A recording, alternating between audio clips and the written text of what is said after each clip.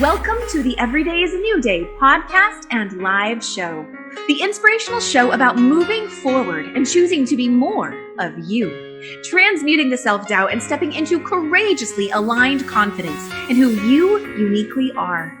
My name is Kim O'Neill. I'm a twice certified transformational confidence coach, Reiki master, best-selling author, and former crime analyst who now helps empathic, heart-centered individuals shatter the noise of self-doubt, find clarity on what self-love really looks like, and the courage to be peacefully grounded in who you've always known you are, from the inside out.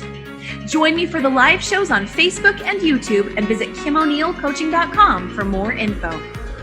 Let's get to it.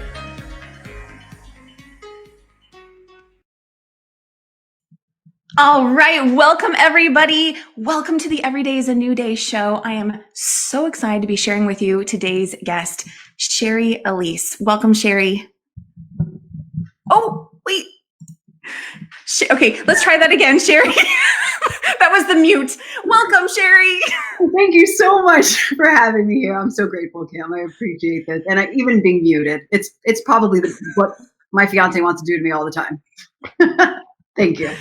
Oh, you know, I love your personality. I love your sense of humor. And today's topic is just so relevant for everything. And so I'm excited to jump into our topic about radical self-love, self-acceptance, everything that falls under that umbrella. And to dive right into it, though, I want to give anyone who is just now meeting Shari Alyse for the very first time a little bit of your background. So I'm going to share some of your bio. Okay. And so let me bring that up right here. So, known as the Joy Magnet, Shari Alyse is a best-selling author, international motivational speaker, and self-love coach. Shari's deep commitment to inspire and guide others is motivated by her own journey through childhood sexual abuse and other childhood traumas.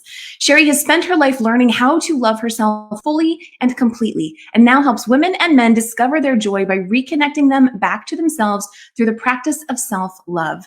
Shari believes that in the radical acceptance of ourselves, we can live a life that we truly do love. Shari transforms lives by authentically connecting to people through her own coaching, speaking, and writing. And she believes it's her job to show up vulnerably and truthfully. And in that showing up, she helps people break down their walls and self-imposed limitations. Shari's book, Love Yourself Happy, became a #1 new release in multiple countries and categories, an international bestseller, and her signature coaching program, Love Yourself Happy, helps you to discover, embrace, and love your you. And that's just a little bit about Shari and her background. And so Ooh, who wrote that? That's some good stuff. That is good stuff. Good. I want to meet her.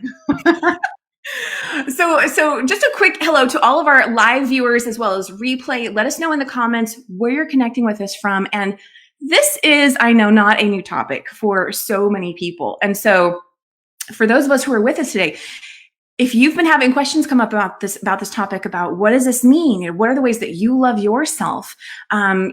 Just anything else that's coming up around this subject, let us know in the comments, because we love to engage with you, answer your questions, and, really be here in support of each other. So with that said, how are you doing today, Shari? I am doing well. I'm very honest about everything, probably too much honesty for some people. But part of my journey with self-love is being able to embrace and accept all of what I feel and all aspects of myself. So, in the current world situation, which we're all very aware of, I'm very up and down. In this moment right here with you, I feel great.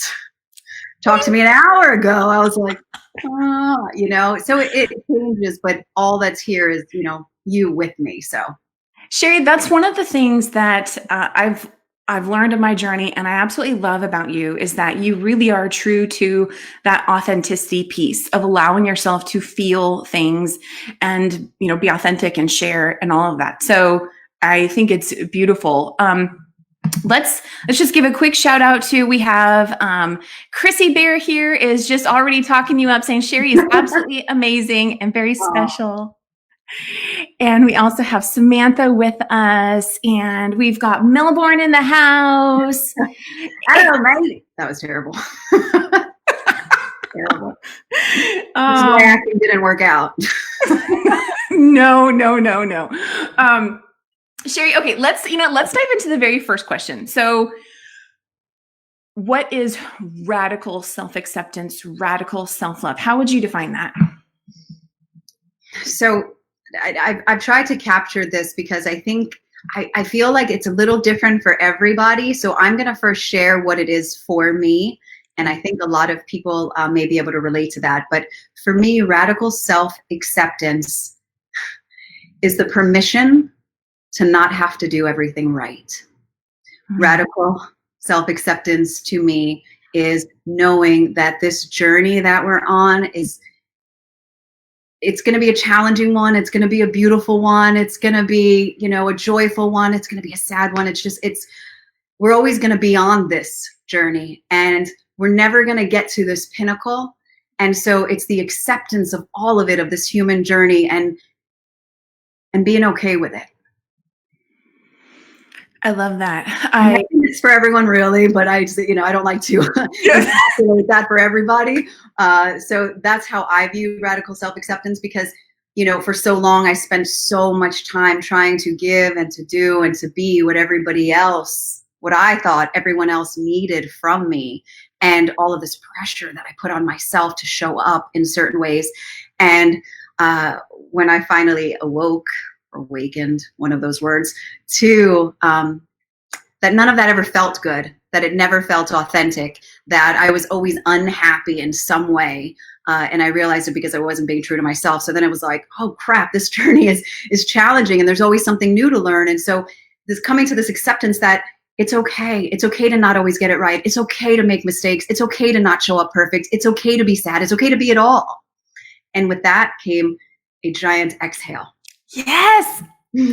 That's literally what I felt when you gave your definition of radical self-acceptance. Like shoulders drop. Like, yes. Oh, okay. I could throw my wig off, which I've done.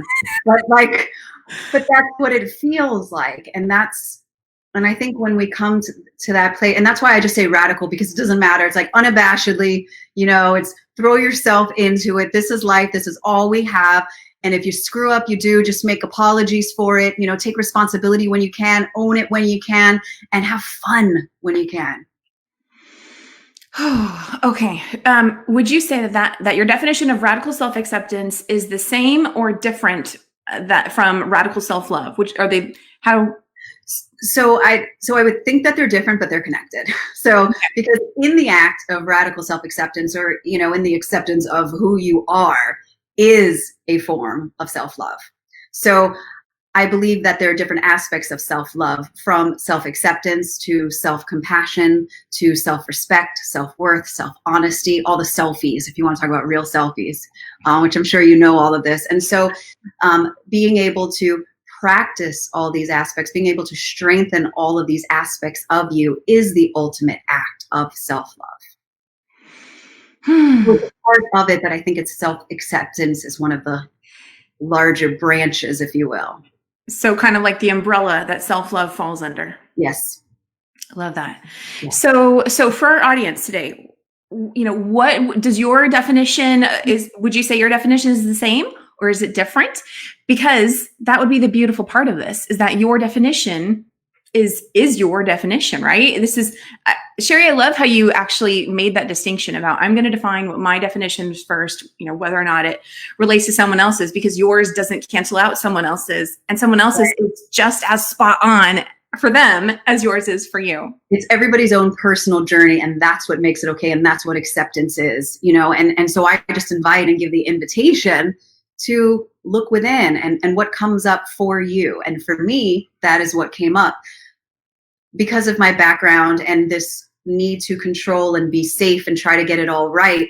The moment that I realized I'm not going to get it all right, on my you can't see it, but my bulletin board, I wrote, there's a post-it that says, there is no right or wrong.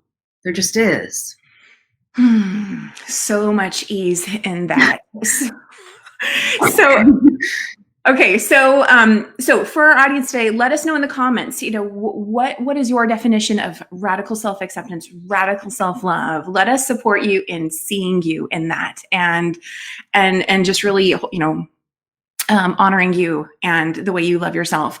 And Shari, I want to ask you, you mentioned, I don't think you quite said the words people pleasing, but it kind of was sort of embedded in some of that. So when you were in that space of really coming to learn about how to radically accept yourself and love yourself, were you able to, prior to that awareness moment of really going, oh, I need to love myself and accept myself, did you have the awareness or knowing that you were trying to people please or be everything and all of that?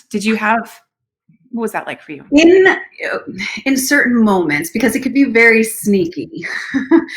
People pleasing can show up in a multitude of ways. And so for me, there was like obvious moments. Like I dated a guy who was a vegetarian, and I went vegetarian for a year, and the entire time I wanted a Big Mac.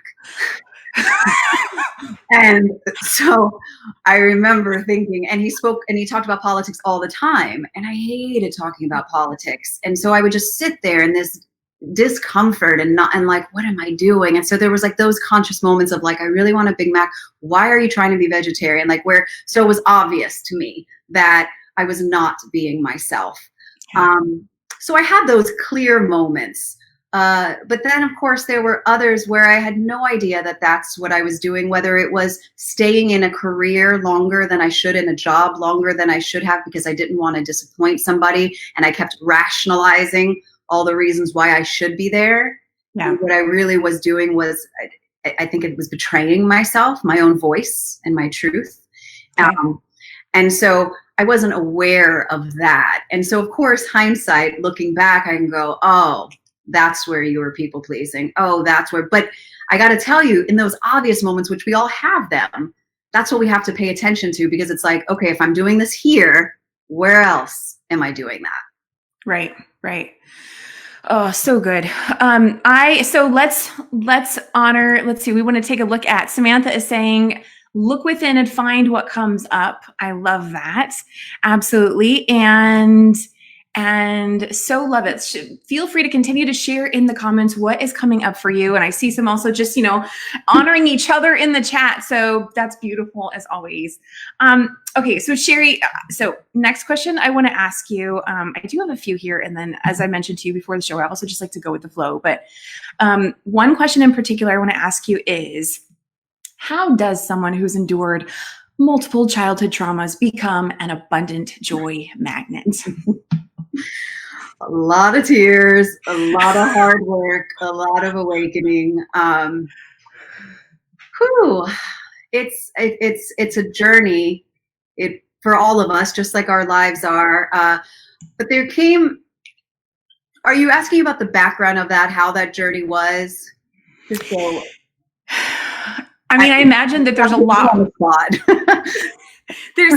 I know there's a lot rolled up into that. So I guess, just how did I go from those traumas to where I'm at now? Yes. And I will say that I guess where my question is coming from is I really see perseverance with that. So does that? Yes. Okay. Yeah. Thank you. So for me, I always had this awareness that what I was experiencing and where I was at that time, that it wasn't all there was. I knew that there was something more. I couldn't explain it. I was sexually abused at a young age. And in that moment, I had this feeling that I still to this day can't explain, but it was like, you're going to be okay. It was just, during it. Wow. And I didn't, until this day, like I said, there's no words, it was a feeling. And so I've always carried that feeling. And so when I found myself in challenging situations, and a lot self-imposed, of course, because of the trauma and, recreating that for myself, there was always that, it was like a carrot dangling, like to follow that, like, and being pulled to that, okay. But I was stuck up in here in my head. And so I was making the journey for myself a lot more difficult, by all of my negative self-talk. I was making my journey a lot more difficult by going against my inner voice. So it was this pushing and pulling throughout my life. And finally, I remember there was this one day where I was just so tired. I was so tired. It was like I always saw the brick wall in front of me, and I would see it and I would see myself heading towards it. And before I would put my foot on the gas and just do it. And then there was this day that I just put my foot on the brakes. And I was like, I think we're done. And it was because I kept finding myself repeating the same situation again and again and again. And, with people in different clothing, disguises in different situations, but the same. And that feeling just pulled me. And we all have it. It's just how much are we going to allow it to be amplified? Right. And how much are we going to listen to that? And once I started doing that, then of course the signs started showing up, the voices, if you've read my book, like go to Sedona, go to Italy, go to that church, like do all of these things where all of these messages were being shared with me. So when you say that you put your foot on the brake, can you share with us some specifics of what did that look like in your everyday life?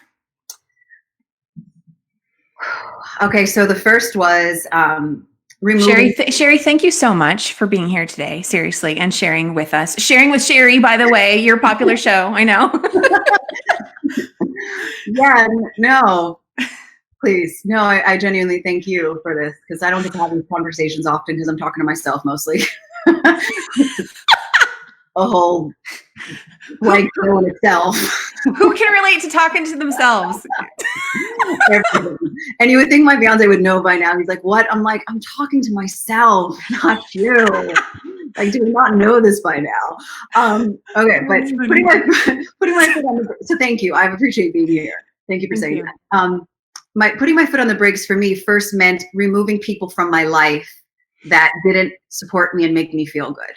So that was like my number one thing for me, because I remember being like, you deserve better. That voice that was like, there's more for you. You deserve better. You shouldn't be. But then my actions were like, I was surrounded by people who didn't respect me, who didn't see who I really was. And so for me, putting the brakes on it was like, that's number one. You've got to remove these people from your life. And once I did that, though, I have to say that so much transformed for me. And this was like well over 20 years ago that I started doing that. And that was, I just want to say, that came from one of my best friends at the time. We were in our 20s and we were out drinking, having a good old time. And I was once again knowing that I deserved better, however, kept making choices that did not align with that. And so he was like, I always hear you talking about this. He said, his words were, what kind of woman do you, because I said, I know I'm a better woman than this. And he was like, well, what kind of woman do you see yourself as? And so I listed off, all of these things. And he said, so be her. And it sounds so simple, but it was one of those whoosh moments. And so it was like, oh, so be her. And the first thing that woman would do would not be surrounded by people who mistreat her. So I hear permission in that. It was kind of like, it sounds like he sort of made the statement that no one has to give us permission, but through that statement, it sounds like you received your own permission. Perfectly. Yes, absolutely. And I hadn't thought about it before, or if I did, it wasn't that clear for me, or that was the day that I was supposed to hear it. That right. was when I was ready for it. But the only reason why I think that I was willing to listen was because I was tired of being tired, was because I knew that voice that was like, that kept questioning and saying, there's more for you. You're better than this. And then, letting the brain, the trauma, all of that stuff talk me out of that. Now let's talk a little bit more about, you talked about recreating situations that, I don't recall what word you used to define it, but recreating situations that I guess were patterns and things that you didn't want to see, moving forward. Will you just talk about that? Like how does that happen? What did you notice about that for yourself? Well, it was specifically because part of my trauma was, how can I or what came through it was, how can I fill myself? How can I make myself feel better about myself? Where can I receive love from? Who's going to make me feel like I have worth and value because I didn't feel it from a child? And so that was through men. So my lessons for me were, all the kind of men that I was dating, being honestly promiscuous at the time, trying to find my way and value through that, which of course is like, you're being disrespected. You're not valuing yourself. You're not respecting yourself. So you're not going to find that. And so it showed up with all the different kind of men that I was choosing. It was like, well, this next one will be better in this way. And then they might have been better in that way, but there was still another aspect of them that diminished part of who I was. Until I finally woke up and realized, okay, this has nothing to do with any of them and everything to do with the choices that you're making. And here's the important thing that I just need to say with that, because I know so many people are in that space where they notice their patterns, they're repeating them. And what got me to the next level was not beating myself up over making those choices. And that, besides radical self-acceptance in the practice of self-love, is self-compassion.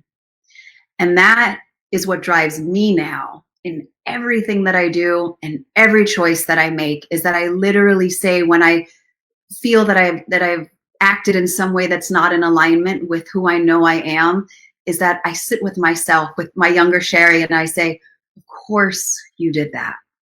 I understand why you did that. And that for me is so different than what it was years ago, where I was like, you're so dumb. Or like, why are you doing that again? You know better. I didn't call myself dumb very often. What it was is like, you know better. It was like this other way of saying you're so dumb, you know? Right. Yeah, you're smarter than Many that. ways to say the same thing, but Right. yeah. Mm-hmm. Right, exactly. And so it was like, you know better, you don't want to be treated this way, and yet you keep choosing these same people. And so once I was able to change that dialogue with myself, and even now, because those old patterns don't ever stop, and that's another, I mean, I have so much I can say about all this, but that's another thing. And part of the radical self-acceptance is that, I'm not going to be perfect. It's not always going to be right. I'm still going to have those same patterns that arise, but now I just recognize them more quickly, and I know how to sit with them. Love it. So we have Joey Poole with us, who is saying, true, Shari, our mind, good to be our worst enemy, remove that negativity. And he's saying, be heard. Absolutely, be heard. And how about hearing ourselves, right? That's what I see Shari talking about right now, is really talking about hearing yourself. What are you telling yourself? And all the different little ways that things, those negative phrases can be disguised. Yes, absolutely. I mean, the negative, it's crazy. When I work with my clients and when we first begin together, and I think so many coaches do this, it's really about becoming aware of the ways that you speak to yourself. And it's the most, as you know, eye-opening exercise for people to see and recognize the narrator, the inner bully, whatever you want to call it, that goes and goes and goes and seeks out the bad, seeks out the problem, seeks out the worst case scenario, all of that.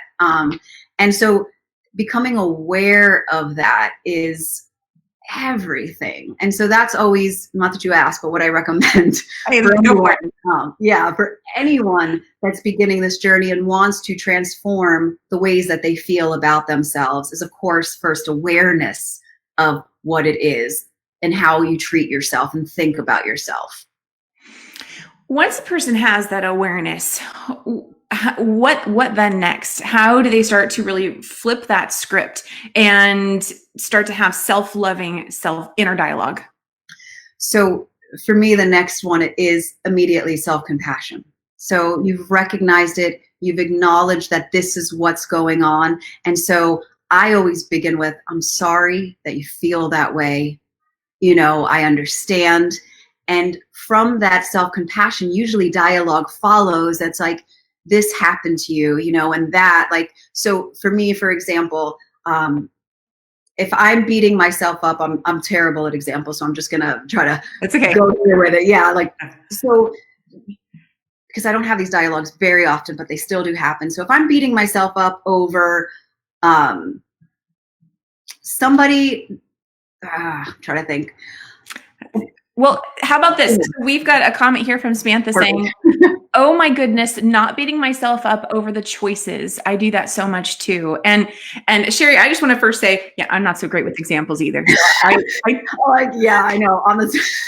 Thank you. Yeah, I seriously my mind goes blank. It's like everything goes to, yeah, totally.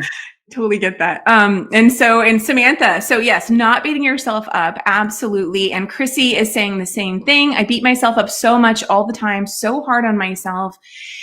And so if I make a mistake at work, right? So if I'm do something that at a job that is not, I made a mistake and I cost somebody something, whatever that was.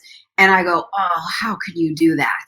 What is wrong with you? You knew better, that whole thing. Then it starts with, Shari, I'm sorry. I'm sorry that you feel like that you didn't do the right thing.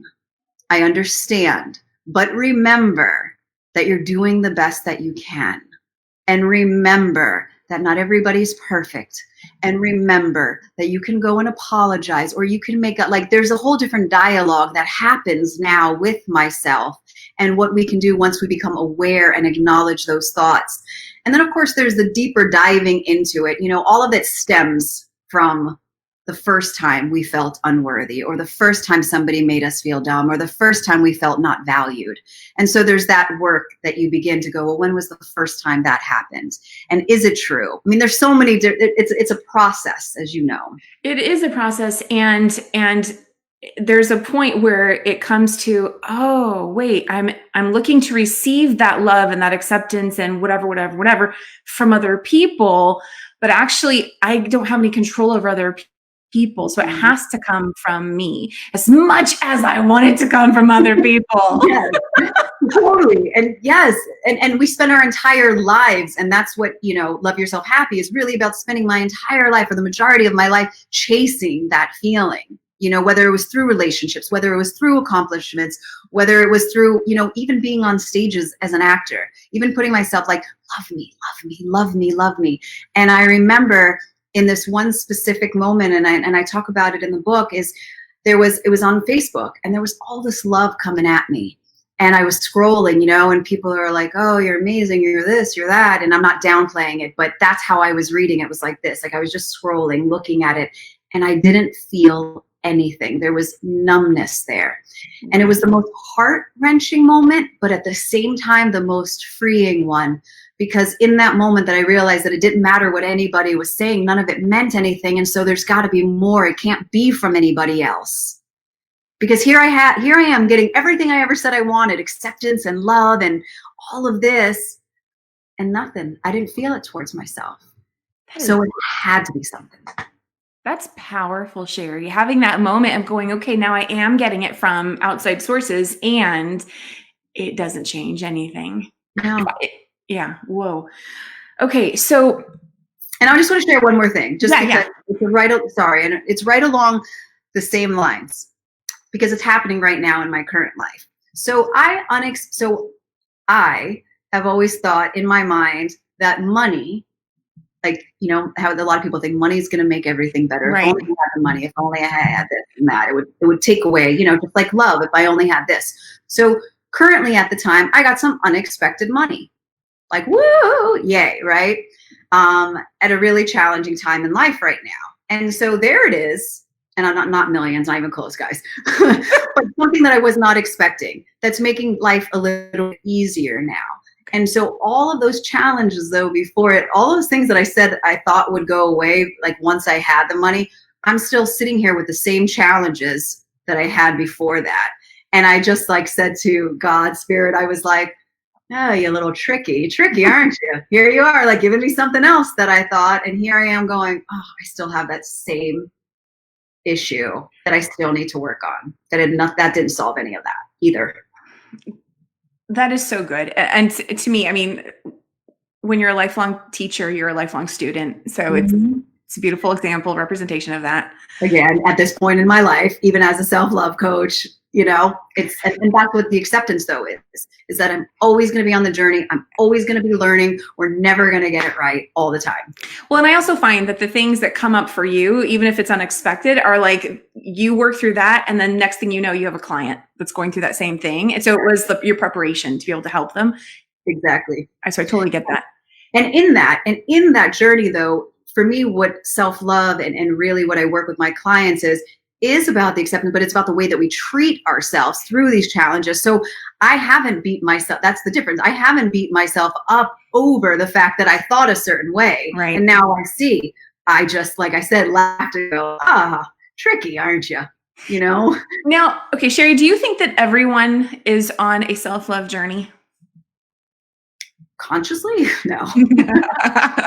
How about unconsciously? Yes, I do believe that everybody is seeking love and validation and feeling worthy in this world. I do, absolutely. And we don't know it, and we're seeking it in all different ways. And the reason why we keep going after it is because when we're chasing our tails is because we've separated from ourselves. We've disconnected from ourselves. And so we don't realize that the entire time that love is sitting here within because we've turned our back on it. And so it's like trying to find the other half, trying to find the missing part of ourselves. Yeah. And is it in this job? Is it in this person? Is it in this hot body? Is it in this car? Is it in my bank account? Where am I? Where am I? Not realizing that. Yeah, absolutely. Right. So yes, the answer is yes. Samantha is saying there's never any ending to life's good lessons. And I agree with that. And Betty is listening with us. Yes, for any hard of hearing or deaf viewers, we will have the closed captioning show up later. Facebook's been doing it a little differently lately. So it'll show up later. Plus it'll be on YouTube eventually. And Shari, I want to get to your book. So Love Yourself Happy. And for those with us, I haven't read all of Shari's book, but what I have read is... I'm out of here. No, no. So I'm having total deja vu right now, by the way. Are you? Yeah, totally. Go ahead. What? Tell me more about that before you... No. Of you just saying, just this moment of you leaning forward and me back and the laughing, but I get this quite a bit and I usually know what's going to happen next. Okay. So go ahead. Okay. So for those with us, I have not read all of Shari's book, and I shared this with Shari too. But I've read parts of it, and the parts that I read are just like there are those parts where it's like this is absolutely a book that you could just start and like not want to finish. I had to stop because I had to do this interview, but I was like, little interruption. Yeah. But there are a few portions that, what I've read, I did want to highlight. And then I've asked Shari to share, one of her favorite sections as well with us. So let me go ahead and pull that up here. The very first thing that I love is at the very, very beginning of the book. Yes, I pulled you in first page. It really did, Shari. Okay. So Shari's dedication, it starts off and it says, "This book is a love letter to your soul, dedicated to your shadows, loving yourself through them, in spite of them, and because of them." And that first sentence especially, this book is a love letter to your soul, dedicated to your shadows. Do you want to say anything about that? I don't think I could say it any better than what I said there. And I think we all take that in our own way. So I just want to leave it as people take that in. You got it. And so I am going to scroll down to the next section that I absolutely love here. And as we are getting there, I see Chrissy is saying best book ever. I paid her to do this, by the way. You paid her a little on the side. No. And we have Mary this as well saying, I needed to see this. So I'm really glad you're here, Mary. And almost there, getting to one of my next favorite portions. Here we go. Okay, so Shari, this is in Shari's introduction of Love Yourself Happy. She says, "I was hiding and protecting me. Most of us do the same when we hurt, when we've discovered that leaving our hearts and souls wide open leave us vulnerable, and that openness and trust is betrayed, shattered, hurt, and left scarred. We shut down. I don't blame us. I don't blame you. You're protecting yourself. It's truly where self-love makes its first appearance, although cleverly disguised as fear, mistrust, and sadness. Do you want to say anything more about that? Sure. I'll expand a little bit on the closing off. As a self-love and joy magnet, joy coach, I believe that we're born with innate joy. I think it's always there with us. And for me, joy is like our souls celebrating life. Like joy is, our souls are so excited to be in our human bodies. They get to feel and touch and sense and, experience it all. And so children come in, and this is why we witness and experience. They come in with it because they're like, woo, I am here. Like, let's do this, and they don't have the words, and they haven't been human for very long. And as we continue this human journey, we have these beautiful, open, trusting, vulnerable hearts. And life happens, and people hurt that space within us. So that's what I mean when I say, then I believe we start to shut down and we close that beautiful part of ourselves off, because here we were, innocent and sweet and free. And so we close that off, and it's too painful to look at. And so we turn our backs to that. And that's when I feel that we've left that aspect of ourselves, that beauty, that joy, that all of that.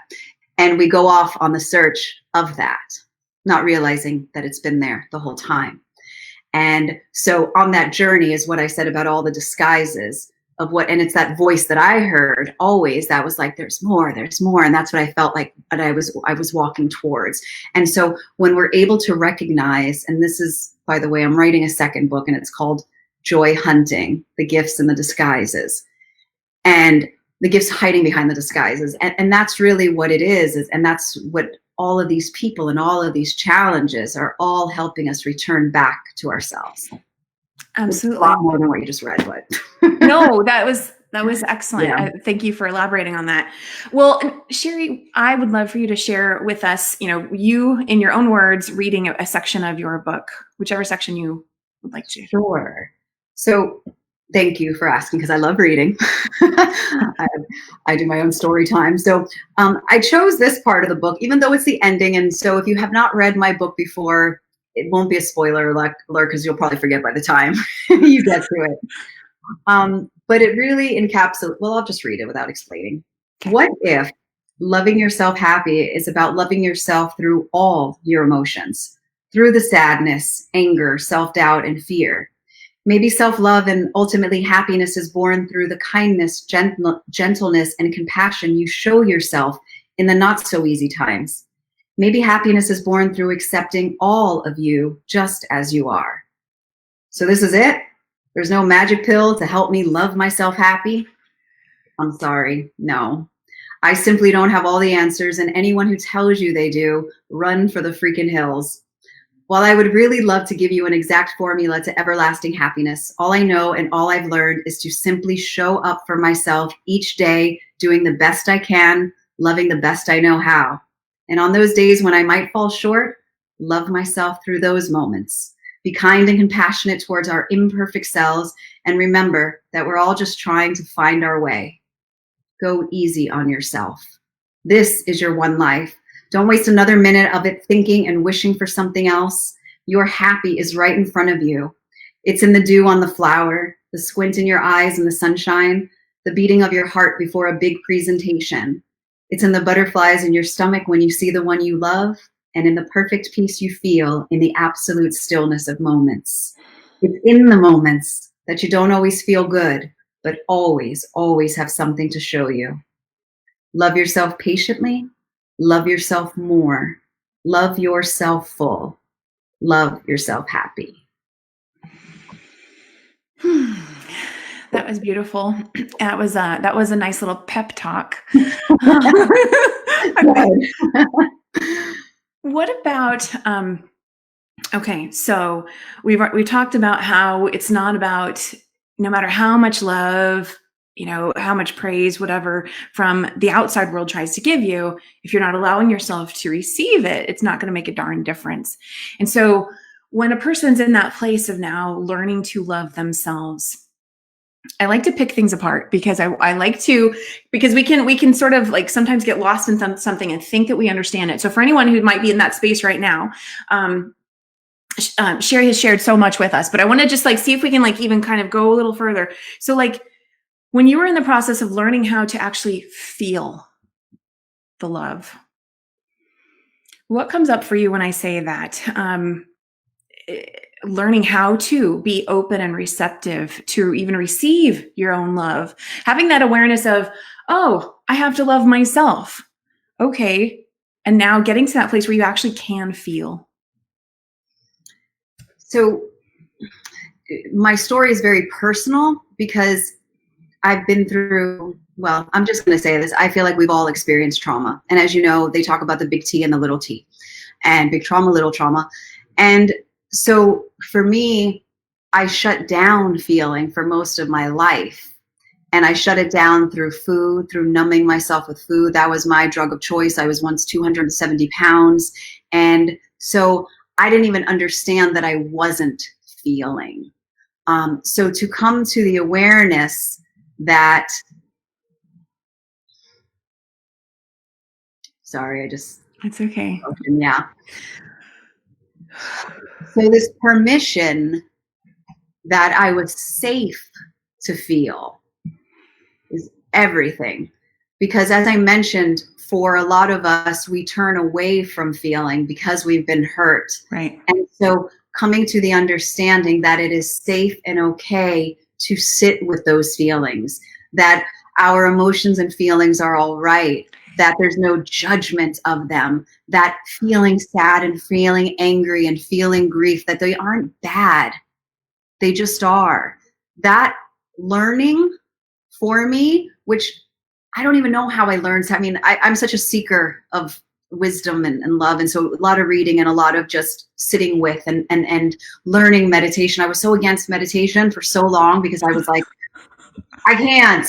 My mind won't shut down. Like it was like, you gotta be kidding me here. Like, no. And I remember distinct moments of like quieting. And then as soon as I'm right there on the edge of like getting it, I'm like, no, jump out, jump out. It was too much for me. And so I don't know where I'm going with this. I'm all over the place, but trying to the feeling and giving myself permission was really what transformed it all, that it was okay and I'm safe and I'm safe. And I use that again and again. And I think that's what so many of us fear, is that sitting with our emotions is going to not only recreate that, but have to suffer again in it. You did beautifully with that. And so in explaining that, so thank you for that. And there's so much love for you in the chat. And I just wanted to say, because everything we're talking about today is also part of my, in many ways is part of my experience. So I can totally resonate and identify with all of this. And so you might not even realize that you talked about this. You might not even realize that you've shut yourself off from feeling. And yet you have these moments of being kind of like, I don't want to say re-traumatizing yourself, but just moments where you get triggered and something comes up and it brings up something from the past, and that's where the emotions surface. And it's in those moments that help to show you, oh, this is what it's about for me. And I don't need to shut this off. And it's okay to feel this. And the part I really wanted to add is that there can be that resistance. I love that you were talking about this. There can be this resistance to feeling it. And what has helped me, and let me know if you identify with this, is that realization of going, oh, that's right. That's not actually happening in this moment. It's just the emotion of it. Yes. I literally just talked or wrote about that recently, is that in this moment, in the feeling, you're safe. You've already experienced right. that. And it comes up, the way that I look at everything that comes up that hurts is like, oh, that's just an area you need to love a little bit more. Yes. That's an area that you look at and you heal. It's calling for your healing. That's it. And so there's more of a, all right, thank you. Thank you for showing me that. So now when I get triggered by something, instead of that reacting and that responding, I literally stop and I put my hand on my heart and I go, what are you here to show me? Where do I need to love more? And I allow whatever to come up. And It's because we're safe right now. And I feel safe within myself and in my body and where I'm at, that I create that space, that safe space for myself to feel. That's it, is that you are safe in those moments of being triggered, and to come into that, awareness of it, that's right. I am safe in this moment. So, okay. And safe looks different for everybody, though. You don't have to have been physically traumatized. You didn't have to be physically in danger. Right. Safety is just, being afraid of just whatever it is that you're feeling. Someone's going to judge you. You're fearful of somebody judging you, or you're fearful of being abandoned, of, people not thinking you're good enough. And that can make you feel unsafe in your own skin and in your own life. And so who wants to sit with that? It's so much easier to distract. Right.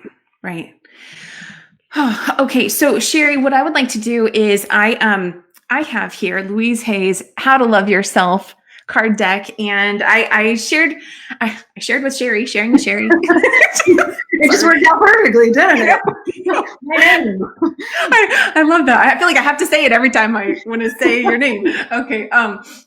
So we are going to pull a card for everyone who's with us today. Let's pull 2 cards, Shari. So, okay. Here's what I want to do. I want us to pull 1 card now, and then I want to hear more about what you're doing. What's coming up next for you. You shared a little bit about you've got another book you're writing and stuff like that. But we're going to pull another card at the very end to also close this out when we get there. So let me go ahead and take this deck out, and just something fun I like to do. So we're going to pull a self-love card for everybody who's with us live and on the replay. And I'm just doing a little pre-shuffling here. And Shari, so I'm going to go ahead and do a little more shuffling. Okay. And when you're ready, tell me stop, and I'll it's either the card that's popped out or the card that's on top, whichever one feels right at that moment. Okay. So here we go. Stop. Okay. That was very good. I think it's 2 of them here. So it's the 2 that were on top in my both hands. So this one, I love myself totally in the now. And the back of it says, healing means to make whole and to accept all parts of myself. Not just the parts I like, but all of me. Okay, we're still going to pull more cards at the very end, but so the second card in this moment is, that's so perfect too.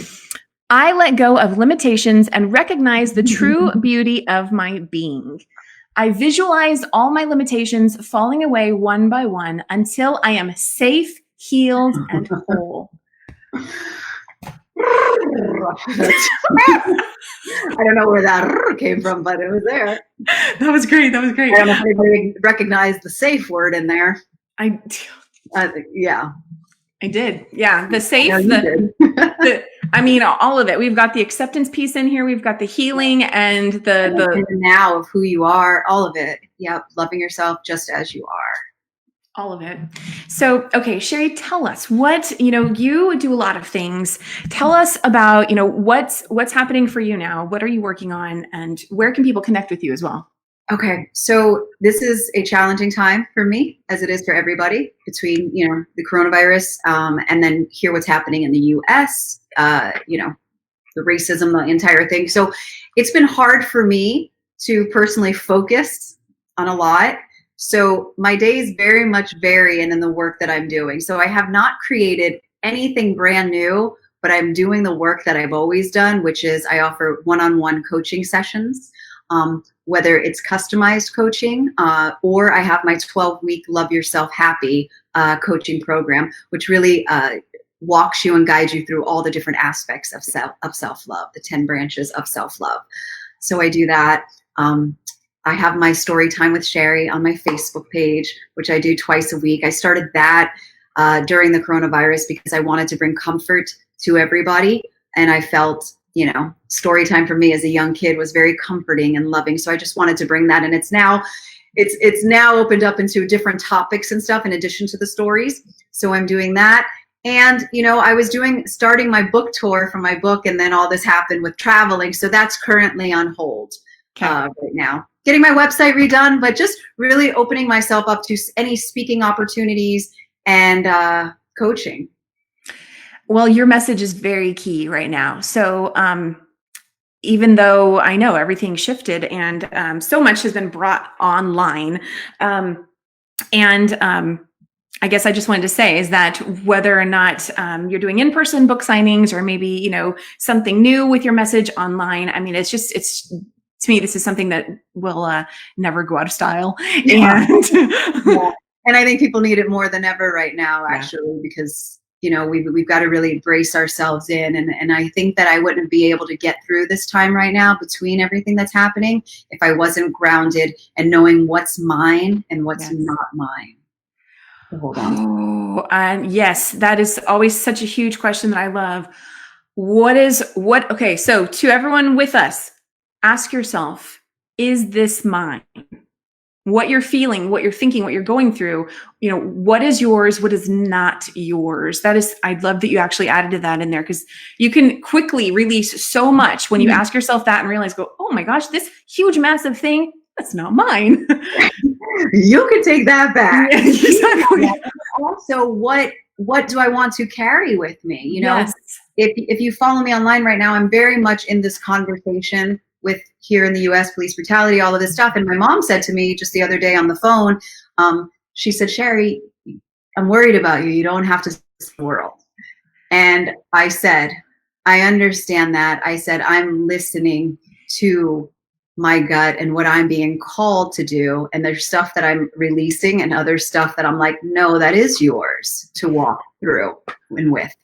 And I love that you added that piece too, because I'm noticing that happening too is, you know, my big thing is everyone plays a different role. Everyone plays a different role in this global transformation. And some people on the outside may not understand what is one person's role that you just innately can go, oh, I'm supposed to do something here. And it might look a little different from what I've done before, but I'm supposed to do something. This is part of my purpose, my being, my message, my gift here on earth at this time. And so I love that you added that part. So yeah, so that's the real work that I'm doing right now. So I feel like this awakening is for myself too, because everything that I've known and have been comfortable with, I'm like, if you would have told me a month ago that I'm doing what I'm physically doing right now, and I would have been like, shut up. Like, that's not what I do. And now I'm trying to understand how I'm integrating the two, my self-love work with this other work that I'm currently doing. So anyone can find me on my website. I never even said that, ShariAlyse.com. And you can find me on my Facebook or Instagram, Shari Alyse. Awesome. And for those who are on the replay hearing the audio only version, Shari Alyse is ShariAlyse. ShariAlyse.com. Okay, awesome. We got a little more love here for Shari. Me and Samantha absolutely love story time with Shari. It is our absolute favorite. Seriously, you guys are getting a check after this. I love you all. I somewhere in the comments they also said something about, you know, that you rented them for your personal fan club or something. Oh. No. They're my pocket cheerleaders. I bring them along with me. I love it. Okay, well, so Shari has been so gracious to be staying up extra late for today's show, and I just want to say thank you for doing this. Way past my bedtime. I love it. Well, hey, what's the word here? I respect how early you wake up. So kudos to you. I respect people that stay up past 7:00 p.m. I'm like, good on you. Thank you. Okay, so we are going to close out here. We're going to pull some more cards. Let us know in the comments, what are you taking away from today's conversation? And before we pull cards, Shari, do you have any final words that you want to leave our audience with? I just want to remind you all to just go easy on yourself. It will always be my message, to be kind to yourself, because that's how you're going to navigate through everything in your life, is your own kindness with yourself. Yes. Wonderful. Okay, and so I want to leave you with a thank you for allowing me this moment and this gift, because I needed it. I needed to be brought back to this place. So thank you for that. You're welcome. Thank you. You gave so much value for today's conversation and everyone live and on the replay. So I'm really grateful that we were able to do this together. Thank you. Thank you. Okay, so let's pull another card, and I'm going to do it again, Shari. So when you say stop, then I will stop and pull whatever cards show up. So okay, so here we go. Oh, yeah, I was going to stop. Whatever fell. Okay. So it's kind of a stack. Actually, I'm not going to do the whole stack, but what's right on top is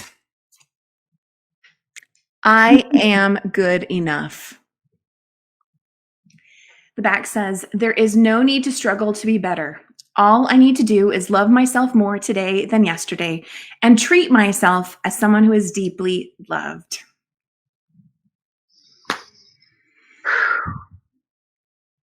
Yeah.